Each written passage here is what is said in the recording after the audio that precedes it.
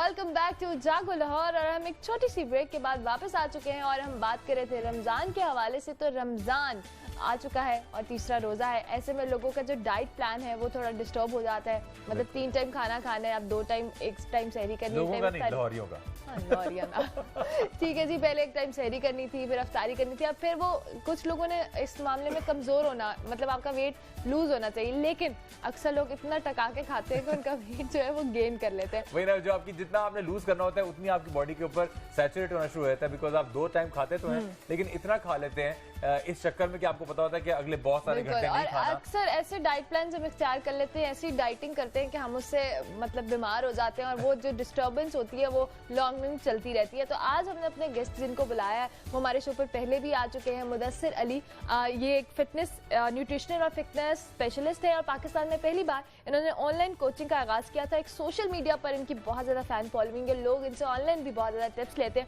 और इसके अलावा एक प्राइवेट न्यूट्रिशन कंपनी के साथ भी एसोसिएट है और इनकी जो बहुत एक फेमस न्यूट्रिशन कंपनी है उनको हमने अपने शो पर बुलाया। उनसे बात करेंगे कि रमजान में अपना डाइट प्लान कैसे बेहतर किया जा सकता है। अस्सलाम वालेकुम मुदस्सिर जी। वालेकुम सलाम, क्या हाल चाल है? I am good, I am. आप सुनाएं कैसे हैं? आपका रमजान कैसा चल रहा है? जी बस अभी सुबह आपने जल्दी बुला लिया।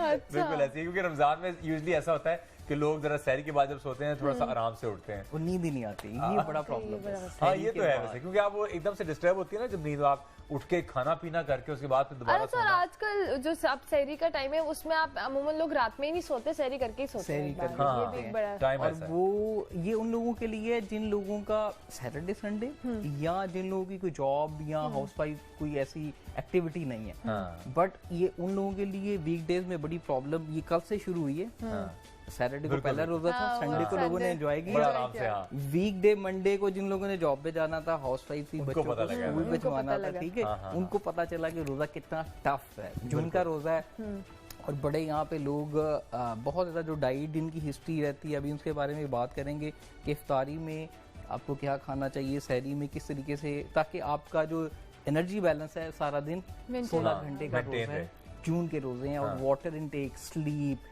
ये सारी मल्टीपल चीजें आपने कैसे मैनेज करनी है, ठीक है। क्योंकि पहले रूटीन डिफरेंट होती है। नॉर्मली 16 घंटे हमारे पास खाने के लिए होते हैं, 8 घंटे सोने के लिए होते हैं। अब 8 घंटे आप ऑपोजिट है। अब 8 घंटों में हमने कॉम्पैक्ट अपने आप को एडजस्ट करना है। उसके अंदर आपने 2-3 मील्स भी ऐड अप करने हैं, उसके अंदर आपने वाटर भी देना है, उसके अंदर स्लीप भी मैनेज करनी है। अच्छा मुझे ये बताएं कि अमूमन इसमें हम कहते हैं रमजान में आप वेट लूज भी कर सकते हैं और बहुत सारे लोग गेन भी कर लेते हैं। इसकी एक बड़ी रीजन है कि हमारी जो मुरगन ग़िज़ाएं हैं या ऑयली चीजें हैं वो ज्यादा हम लोग खाते हैं। सुबह सहरी में पराठा खाया, शाम में पकौड़े समोसे खा लिए, वो रही से कसर पूरी हो गई। बिल्कुल। तो इस हवाले से बताएं कि सहरी में क्या डाइट प्लान होना चाहिए जो आप इख्तियार करें और थोड़ा फिर उसके बाद अफ्तारी में क्या हम करें? आप इफ्तारी से पहले डिस्कस करें, सहरी से करते हैं। सहरी में देखिए, सहरी should be the biggest meal of the day, ठीक है। अब सुन्नत भी है, ठीक है। और आपको सहरी, ये लोगों का बड़ा एक कॉन्सेप्ट है, वो सोते हैं आधा घंटा पहले उठते हैं, 15 मिनट पहले दूध पिया, सो गए। वो भी सारी दिन सफर करते हैं, पानी भी मैनेज नहीं उनका हो रहा होता, एनर्जी लेवल भी डाउन रहता है। तो सहरी के अंदर they should take a proper meal. When I say proper मील, उसके अंदर उनको रोटी, राइस, साथ में स्लाइसेस वगैरह, अगर बहुत ज्यादा डाइट पे हैं तो तीनों की मैं रेंज बता रहा हूँ। अगर आप डाइट पे नहीं है तो रोटी, राइस, पराठा ले लें। अगर आप डाइट पे हैं तो थोड़े से राइस ले लें। अगर बहुत ज्यादा वेट लॉस भी करना चाहते हैं, कम टू स्लाइस ब्रेड, ठीक है। साथ में आप मीट ले लें। अगर आप डाइट पे नहीं है तो घर का नॉर्मल सालन ले लें। अगर आप डाइट पे हैं तो ठीक थोड़ा ग्रिल्ड मीट के अंदर रिफाइन थोड़ी सी चले, प्रोटीन्स आपको मिल जाए, आप पूरा दिन जो है वो सर्वाइव कर सके। साथ में आप जो है ना थोड़े से वेजिटेबल्स या नट्स, हेल्दी फैट्स कम्बिनेशन, सिर्फ एप्पल खा लेना, सिर्फ थोड़ी सी लस्सी पी लेना, साथ में एक ब्रेड खा लेना, जो नॉर्मली यहाँ पे लोगों का ट्रेंड है, वो फिर सारा दिन लेथार्जिक फील करते हैं। क्योंकि पहले 2 रोजे मैंने काफी लोगों से कमेंट्स में फीडबैक लिया, बहुत ज्यादा हेडेक, फटीग लोगों को पहले 2 रोजे। पहले 5 दिन जो है ना कोई एक्सरसाइज एक्टिविटी नहीं करनी चाहिए, जो लोगों को एक चलता आ रहा है कि वॉकिंग एक्सरसाइज, इसलिए क्योंकि बॉडी एडजस्ट होने में टाइम लेती है 5 दिन, एटलीस्ट 1 वीक, ठीक है। तो पहले 7-5 रोजे आप विदाउट एक्सरसाइज, विदाउट वॉक अपनी बॉडी को एडजस्ट हो लेने दें, ठीक है, विद फूड, ठीक है। रूटीन चेंज हुई है, फिर आहिस्ता आहिस्ता आप चीजें ऐड ऑन करेंगे, वॉक करनी है, एक्सरसाइज करनी है, ठीक है। ये आप थोड़ा सहरी का कॉम्बिनेशन। अब हम बात करते हैं इफ्तारी की। इफ्तारी के ऊपर 16 घंटे की फास्टिंग सबसे पहले, ठीक है। आपकी बॉडी लेथार्जिक है, फूड एनर्जी ड्रेन्ड है, उसके ऊपर सबसे पहले जो बेसिक, अगर आपने लाइट इफ्तारी करी, हम हमारा लोग करते हैं 3-4 ग्लास इकट्ठे पी लेते हैं, प्यास बहुत लगी होती है, या मिल्क ऐड अप कर देते हैं, दूध सोडा ऐड अप कर देते हैं। ये चीज़ें इफ्तारी और सहरी के टाइम ऐड नहीं करनी चाहिए। उसकी रीज़न ये है, जब दूध पी लेते हैं, दूध पीने के बाद आपको भूख नहीं लगती, फिर आप इफ्तारी के बाद खाना भी नहीं खाया जाता, फिर आप बेहोश पड़े हो, ठीक है, पकौड़े वगैरह खा लिए, 1-2 ग्लास पिए, मैक्सिमम 1 ग्लास इज फाइन, साथ में डेट्स फ्रूट चाट ले लें। रोज़ा इफ्तार किया, आप लाइट फील करेंगे, नमाज पढ़ें, नमाज पढ़ने के बाद टेक ए मील, मैंने से मील अगेन, उसके अंदर आप राइस रोटी थोड़े से खा लें, साथ में सैलड, जो घर में सालन बना हुआ है, ठीक है, मीट वगैरह, एक प्रॉपर मील वो खाएं, उसके बाद रिलैक्स करें। अब वहां से स्टार्ट होता है आपका सहरी तक का एक टाइम पीरियड, कि क्योंकि लोग कहते हैं पानी से जब जल्दी पी लें 3 ग्लास उसी वक्त, फिर सहरी टाइम 2-3 ग्लास, एटलीस्ट आपको 12 से 15 ग्लास वाटर इंटेक मैनेज करना है। बिल्कुल सही। आपने 16 घंटे चलना है, आपने 8 घंटों में मैनेज करना है। तो उसका बेस्ट सोल्यूशन ये है कि इफ्तारी और सहरी में 1-2 ग्लास रखें। अब जो बीच में 8 घंटे ना, उसको जिस तरह बैंक में आप इंस्टॉलमेंट पे डिपॉजिट कराते हैं, 2 ग्लास 1 घंटे के बाद, 2 ग्लास 1 घंटे के बाद, 2 ग्लास 1 घंटे, it will be very easy, ठीक है। तो और क्या, मैनेज करना बहुत आसान है, मैनेज करना इजी, आपकी बॉडी भी लाइट फील करेगी। उसके बाद तरावियां अगर आपने पढ़नी है तो बेस्ट एक्सरसाइज है तरावियां इटसेल्फ, ठीक है। तरावियों के बाद, तरावियों के साथ भी आप पानी रख सकते हैं, तरावियों में भी आप साथ पानी रख सकते हैं, उससे पहले भी और तरावियों के बाद आप स्नैक ले सकते हैं छोटा सा। आप सहरी और इफ्तारी के दरमियान में 8 घंटों में 9-11 बजे तक लोगों को भूख लग जाती है। उसके अंदर या तो आप एक स्मॉल मील या एक स्नैक, स्नैक के अंदर आप कोई स्लाइस के साथ या मिक्स फ्रूट चाट, कुछ भी कॉम्बिनेशन लाइट जो आपको फेवरेट है, वाटरमेलन ले ले।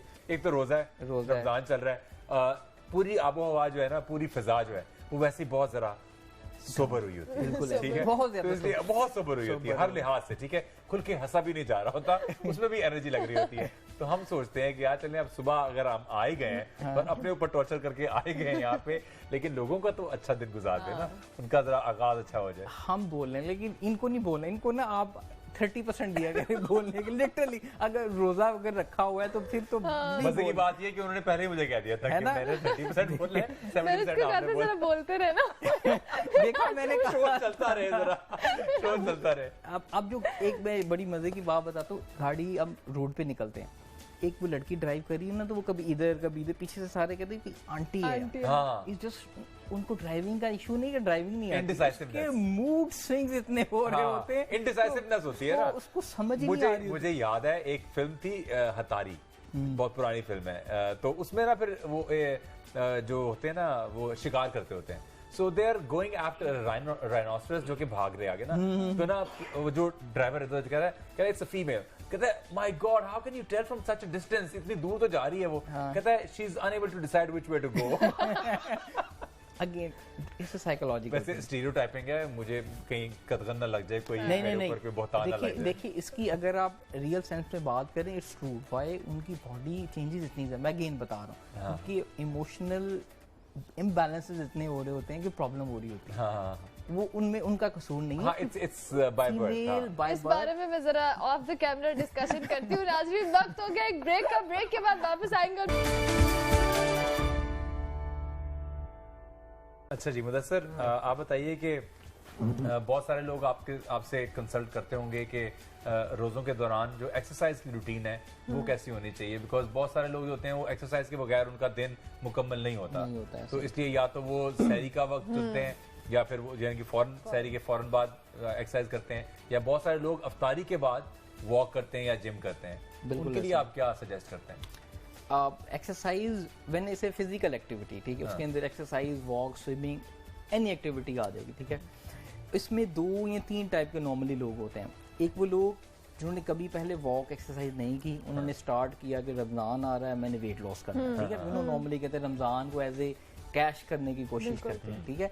आई वोंट सजेस्ट कि उनके लिए पूरा रमजान कुछ भी ना ऐड अप करें ना वॉक ना एक्सरसाइज, रमजान इटसेल्फ इसके स्पिरिचुअल एस्पेक्ट्स है ना, अगर आप इसको ट्रू सेंस में रखेंगे इसके सो मेनी बेनिफिट्स हैं फास्टिंग के, ठीक है, कि वो जब आप उसके ऊपर एक्स्ट्रा लोड ऐड अप कर देते हैं वो आपको बेनिफिट नहीं मिलते, आपकी वो फटीग बन जाता है। तो उन लोगों के लिए जो कि बिगिनर है, जिन्होंने पहले कोई एक्सरसाइज कोई वॉक नहीं की, रमजान में डोंट ट्राई, ठीक है।